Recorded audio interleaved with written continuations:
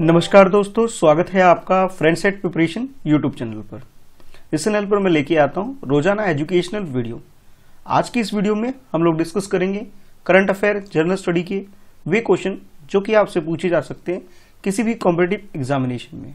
अगर आप जॉब के लिए प्रिपरेशन कर रहे हैं, यूपीएससी या किसी स्टेट का पीसीएस एग्जाम आपका टारगेट है, तो ये वीडियो आपके लिए काफी यूजफुल हो सकती है।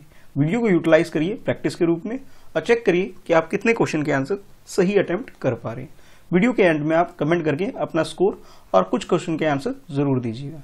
चलिए स्टार्ट करते हैं। पहली बार वीडियो को देख रहे हैं तो चैनल सब्सक्राइब करके बेल आइकन जरूर प्रेस करें ताकि आपको आने वाली वीडियो की नोटिफिकेशन रिसीव हो सके। With reference to Indus Valley civilization sites consider the following pairs. Indus Valley civilization को ध्यान में रखते हुए जो उनसे रिलेटेड साइट्स हैं उनको ध्यान में रखते हुए आपको ये क्वेश्चन अटेम्प्ट करना है। इसमें चेक करना है आपको कि कौन से करेक्टली मैच है, यानी कि जैसे कि कॉलम 1 में आप देख रहे हैं, इधर आपके पास ये साइट्स गिवन है और इधर आपके पास फाइंडिंग यानी कि यहाँ पे कौन सी चीज मिली है इनके बारे में जानकारी है। आपको चेक करना है कि कौन सा मैच बिल्कुल करेक्ट है। तो सबसे पहले आपके पास है अमरी, और अमरी भी के बारे में बोला जा रहा है ये एंटरलॉप एविडेंस यहाँ पे मिले हैं। सेकेंड है आपके पास कालीबंगन, कालीबंगन के बारे में बोला जा रहा है यहाँ वुडन प्लॉग मिला है। और थर्ड आपसे बोला जा रहा है सुरको टाडा और यहाँ डॉकयार्ड है। तो ये तीन चीजें हैं, तीनों के बारे में ये आपको मैचिंग दे रखा है। आपको चेक करना है कि करेक्टली मैच है या नहीं है। ऑप्शन ए के अकॉर्डिंग बोला जा रहा है कि फर्स्ट जो है बिल्कुल करेक्टली मैच है। ऑप्शन बी में बोला जा रहा है कि फर्स्ट और सेकंड जो है यानी अमरी और कालीबंगन के बारे में जो बोला जा रहा है ये करेक्टली मैच है। ऑप्शन सी में आपसे बोला जा रहा है सेकंड एंड थर्ड बिल्कुल करेक्टली मैच है। और ऑप्शन डी में आपसे बोला जा रहा है कि फर्स्ट सेकंड थर्ड और तीनों ही बिल्कुल करेक्टली मैच है, यानी कि साइट और फाइंडिंग जो आमने सामने आपको दे रखे हैं ये बिल्कुल करेक्टली मैच है अकॉर्डिंग टू ऑप्शन डी। आपके अकॉर्डिंग करेक्ट आंसर क्या है, क्वेश्चन को अटेम्प्ट कर लीजिए। इस क्वेश्चन के करेक्ट आंसर की बात करें तो जो बी ऑप्शन है वो करेक्ट है। बी का मतलब ये है कि जो फर्स्ट और सेकंड है ये बिल्कुल करेक्टली मैच है। थर्ड में थोड़ी सी मिस्टेक है, वो मिस्टेक क्या है वो जान लेते हैं। तो सबसे पहले बात करते हैं कि अमरी, अमरी की अगर लोकेशन की बात करूं मैं तो अमरी की लोकेशन आप यहां देख सकते हैं, जो कि अभी करंट अगर हमें सिनेरियो की बात करें तो पाकिस्तान और इंडिया के जो अब डिवाइड हो गई है दो कंट्री, इसके बीच में यहाँ अमरी की लोकेशन यहाँ है। ठीक है, ये अमरी की लोकेशन है जो आप देख सकते हैं मैप के अंदर। यहाँ पे इंडस वैली सिविलाइजेशन का ये एक फाइंडिंग्स जो हम जिसके बारे में हम डिस्कस कर रहे हैं इस क्वेश्चन के अंदर, ये यहाँ पे इसकी लोकेशन है। इसे जो डिस्कवर किया था इसे एनजी मजुमदार ने 1935 में इसे डिस्कवर किया था। और ये West Bank of Indus river है, यानी कि इंडस रिवर के वेस्ट साइड में ये लोकेटेड है।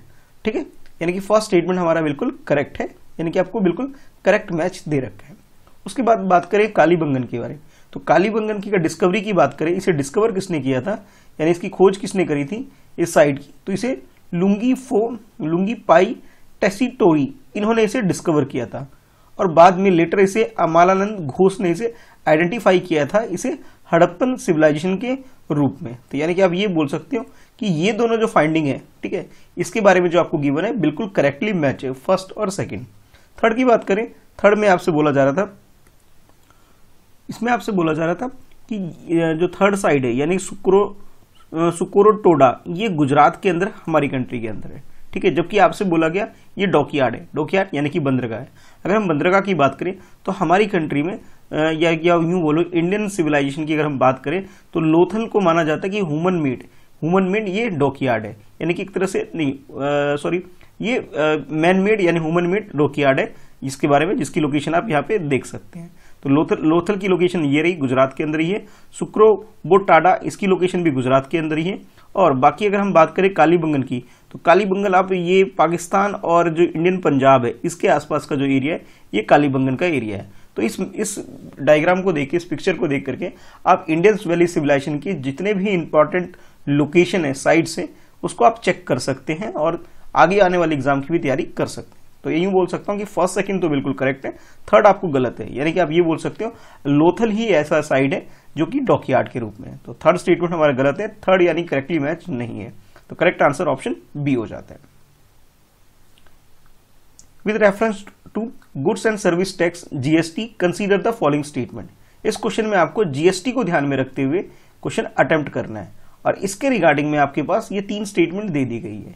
ये फर्स्ट स्टेटमेंट है जिसमें बोला जा रहा है it was added to the Indian constitution by 102nd constitutional amendment, यानी कि जीएसटी को हमारी कंट्री में 102nd कॉन्स्टिट्यूशनल अमेंडमेंट ला करके ऐड किया गया था, ये आपसे बोला जा रहा है।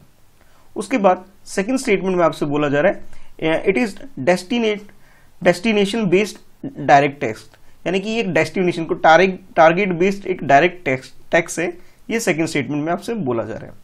और थर्ड स्टेटमेंट में बोला जा रहा है कि GST council is a constitutional body, यानी कि जीएसटी कलेक्शन करने या उसे मॉनिटर करने के लिए जो बॉडी बनाई गई है हमारी कंट्री में वो एक कॉन्स्टिट्यूशनल बॉडी है, ऐसा थर्ड स्टेटमेंट में बोला जा रहा है। आपको बताना है कि इन तीनों स्टेटमेंट में करेक्ट स्टेटमेंट कौन सा है, ये आपको बताना है। ऑप्शन ए के अकॉर्डिंग थर्ड स्टेटमेंट करेक्ट है ओनली। ऑप्शन बी में बोला जा रहा है कि second and third statement he correct है ओनली। और ऑप्शन सी में आपसे बोला जा रहा है first and second statement he correct है। और ऑप्शन डी में आपसे बोला जा रहा है तीनों स्टेटमेंट फर्स्ट, सेकंड और थर्ड तीनों ही स्टेटमेंट आपको करेक्ट बताए जा रहे हैं। तो आपके अकॉर्डिंग जीएसटी यानी गुड्स एंड सर्विस टैक्स को ध्यान में रखते हुए आपने बताना है कि करेक्ट स्टेटमेंट कौन सा है।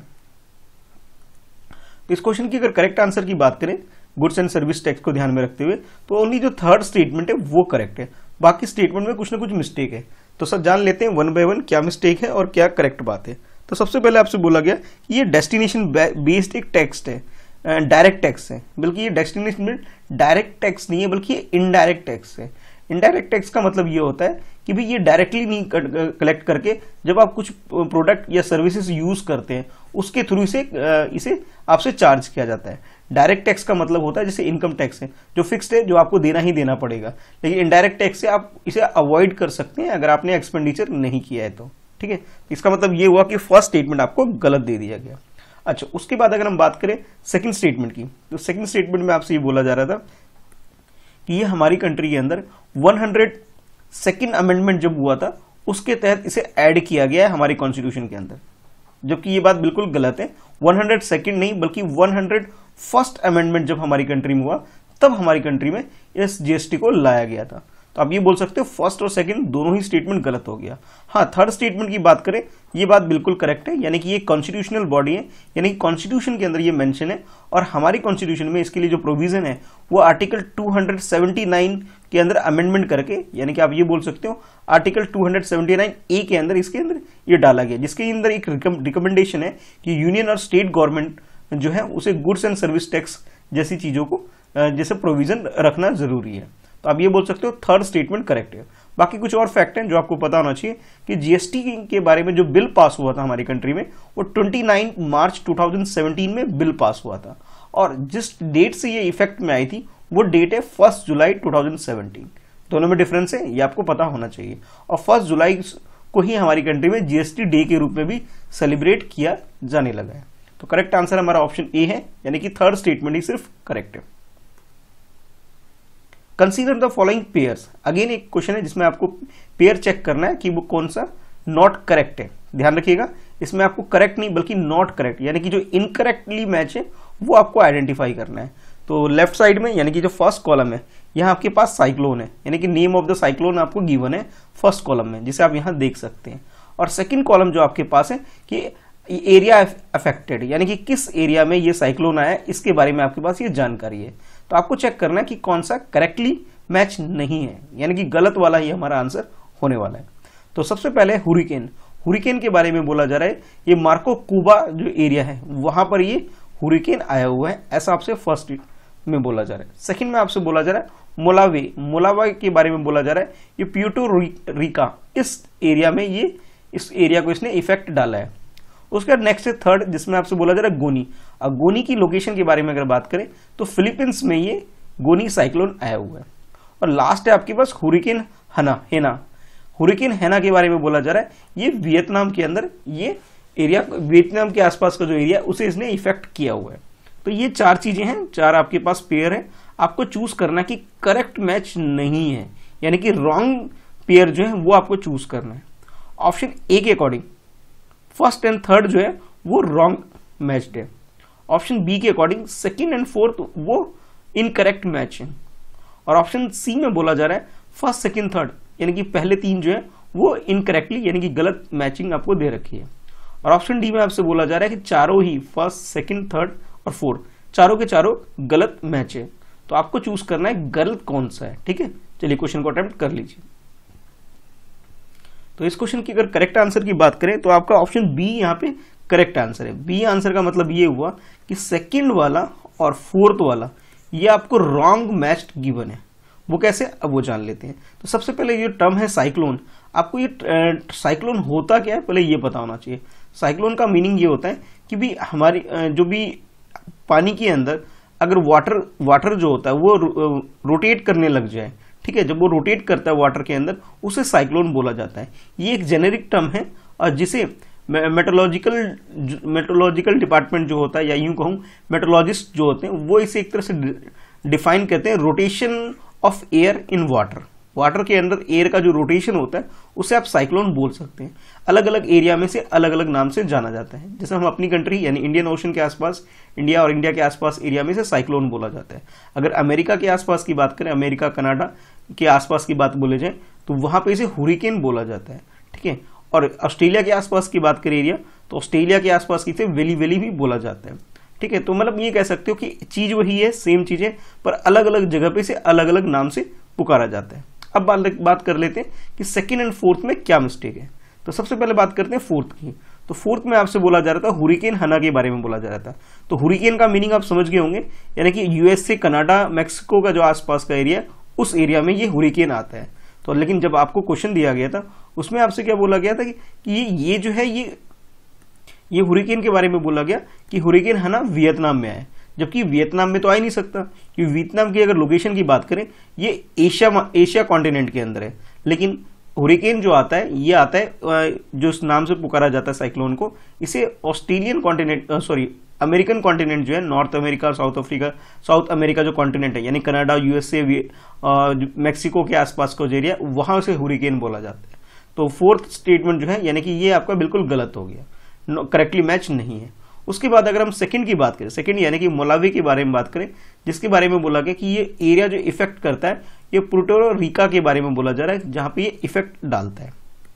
और ये वाला भी जो स्टेटमेंट आपको दे रखा था मैचिंग, ये भी गलत है। यानी कि पुर्टो रिका की अगर हम बात करें, ये जो एरिया है ये बहमास के आसपास का एरिया है। ठीक है, जो कि अल्टार्कटिक ओशन यानी कि कनाडा के आसपास का एरिया है। तो आप ये बोल सकते हो कि सेकंड एंड फोर्थ दोनों ही आपको गलत दे रखे थे।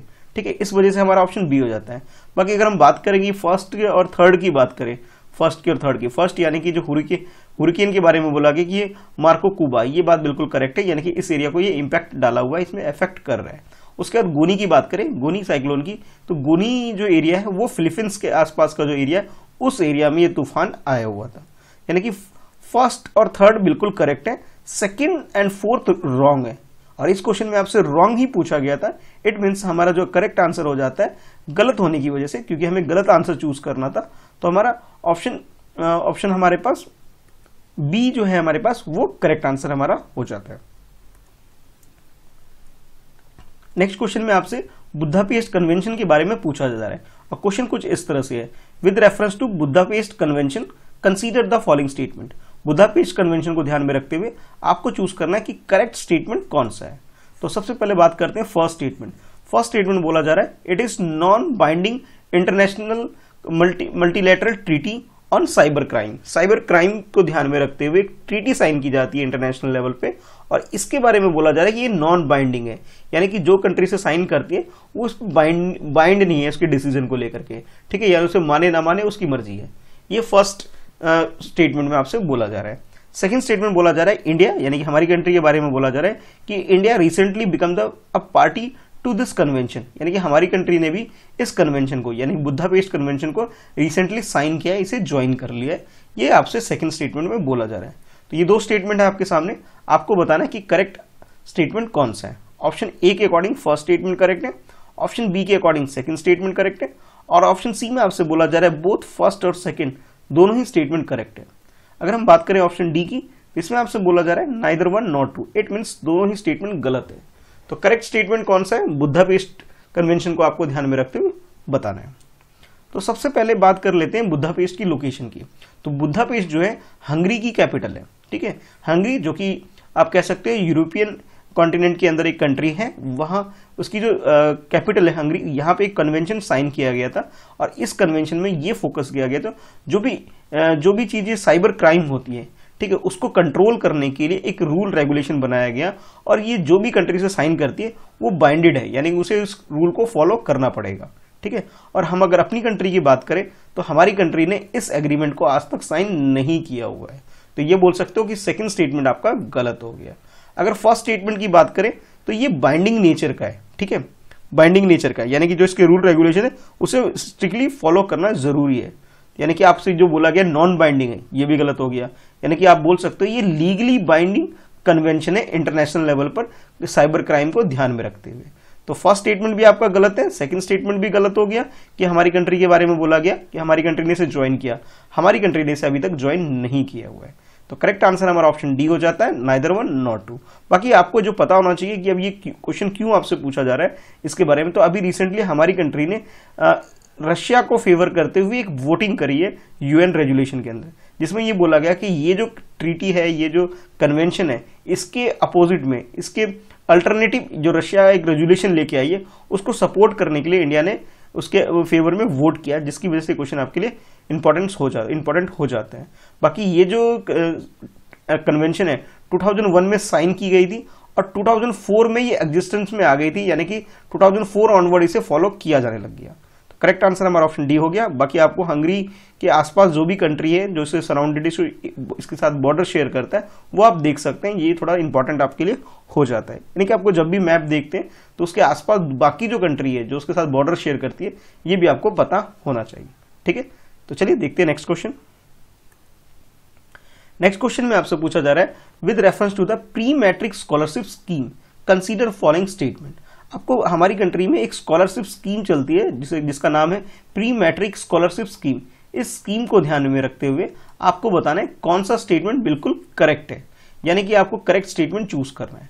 तो फर्स्ट स्टेटमेंट में बोला जा रहा है it is centrally funded scholarship scheme for student in the backward state only, यानी कि ये जो स्कीम है पूरे इंटायर कंट्री में फॉलो नहीं होती, यानी कि नहीं प्रोवाइड की जाती है स्कॉलरशिप, सिर्फ और सिर्फ उन स्टेट में प्रोवाइड की जाती है जिन स्टेट को आप बैकवर्ड स्टेट के नाम से जानते हैं, यानी कि सिर्फ बैकवर्ड स्टेट के अंदर ये स्कीम स्टार्ट की गई है हमारी कंट्री के द्वारा, जो कि सेंट्रली फंडेड स्कॉलरशिप स्कीम है। सेकंड स्टेटमेंट बोला जा रहा है कि it aims to help the student of minority community only, यानी कि ये जो स्कॉलरशिप प्रोवाइड की जाती है स्कीम के थ्रू वो सिर्फ और सिर्फ माइनॉरिटी कम्युनिटी के जो होते हैं, आप लोग जानते हैं हमारी कंट्री में 6 माइनॉरिटी कम्युनिटी को स्टेटस 6 कम्युनिटी को ऐसा स्टेटस दे रखा है माइनॉरिटी कम्युनिटी का, सिर्फ उससे रिलेटेड जो स्टूडेंट है उन्हीं को ये स्कॉलरशिप प्रोवाइड की जाती है। अब आपको बताना है कि इन दोनों स्टेटमेंट में से करेक्ट स्टेटमेंट कौन सा है। ऑप्शन ए के अकॉर्डिंग फर्स्ट स्टेटमेंट करेक्ट है, ऑप्शन बी के अकॉर्डिंग सेकंड स्टेटमेंट करेक्ट है, ऑप्शन सी में आपसे बोला जा रहा है बोथ फर्स्ट एंड सेकंड दोनों ही स्टेटमेंट करेक्ट है, और ऑप्शन डी में आपसे बोला जा रहा है neither one not two, it means दोनों ही स्टेटमेंट गलत है।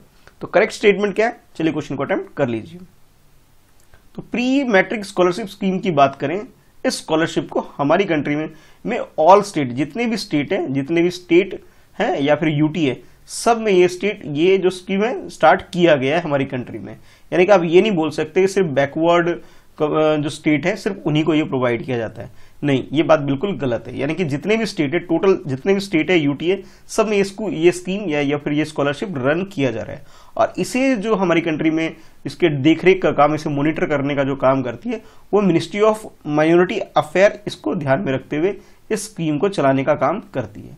तो यानी कि आप ये बोल सकते हो फर्स्ट स्टेटमेंट बिल्कुल गलत हो गया, ठीक है। और ये क्वेश्चन इसलिए आपसे पूछा जा रहा है क्योंकि अभी रिसेंटली क्या हुआ है कि झारखंड में ये पाया गया है कि जो भी स्कॉलरशिप प्रोवाइड की जाती है स्टूडेंट को, वो स्टूडेंट तक नहीं पहुंच रहा है, यानी कि जो पुअर स्टूडेंट तक ये जो फैसिलिटी पहुंचनी चाहिए कुछ ना कुछ इसमें गड़बड़ है, जिसकी वजह से काफी ये न्यूज में हो गया, ये टॉपिक बर्निंग टॉपिक आपके लिए बन गया है, यानी कि जो स्टूडेंट को इसका बेनिफिट होना चाहिए बेनिफिट नहीं पहुंच पा रहा है झारखंड स्टेट के अंदर, ठीक है। फर्स्ट स्टेटमेंट गलत होने की वजह यह है कि ये ऑल स्टेट में और जितनी भी स्टेट यूटी है हमारी कंट्री में हर जगह इसे स्कीम को प्रोवाइड करने का काम किया जाता है। बाकी अगर सेकंड स्टेटमेंट की बात करें जिसमें आपसे ये बोला गया कि सिर्फ और सिर्फ माइनॉरिटी कम्युनिटी के जो स्टूडेंट होते हैं उन्हीं को ये स्कॉलरशिप प्रोवाइड की जाती है, ये बात बिल्कुल करेक्ट है। इट मीन्स ये बोल सकते हो कि हमारी कंट्री में 6 माइनॉरिटी कम्युनिटी जो है, यानी कि मुस्लिम, क्रिश्चियन, सिख, पारसी, जैन, बुद्धिस्ट, ये जो 6 कम्युनिटी के जो स्टूडेंट हैं उन्हें ये फैसिलिटी प्रोवाइड की जाती है अगर उनकी फैमिली की जो एनुअल इनकम है लेस देन 1 लाख है, यानी कि 1 लाख से लेस देन अगर किसी के पेरेंट्स की इनकम है तो उसे ये स्कीम के तहत स्कॉलरशिप प्रोवाइड की जाएगी अगर वो माइनॉरिटी कम्युनिटी से बिलोंग करता है तो। ठीक है, तो करेक्ट आंसर ऑप्शन बी हो जाता है, यानी कि सेकंड स्टेट ओनली करेक्ट है। अच्छा, आपके लिए आज के लिए जो क्वेश्चन है वो कुछ इस तरह से कि आपको बताना है कि जो हंगरी है, अभी हम लोगों ने डिस्कस किया था हंगरी के बारे में, तो हंगरी अपनी बॉर्डर किस किस कंट्री के साथ शेयर करता है ये आपको बताना है। ठीक है, और साथ ही साथ आपको ये भी बताना है कि हमारी कंट्री में माइनॉरिटी अफेयर के मिनिस्टर कौन है। ठीक है, यूनियन मिनिस्टर कौन है ये भी आपको बताना है। तो ये 2 क्वेश्चन आपके लिए हैं। ठीक है, तो क्वेश्चन का आंसर जरूर कमेंट करके बताइएगा, साथ ही साथ अपना स्कोर भी बताइएगा। मिलते हैं नेक्स्ट वीडियो में, आज के लिए इतना ही है। पहली बार वीडियो को देख रहे हैं तो चैनल सब्सक्राइब करके बेल आइकन को प्रेस कर दीजिए ताकि आपको आने वाली वीडियो की नोटिफिकेशन रिसीव हो सके।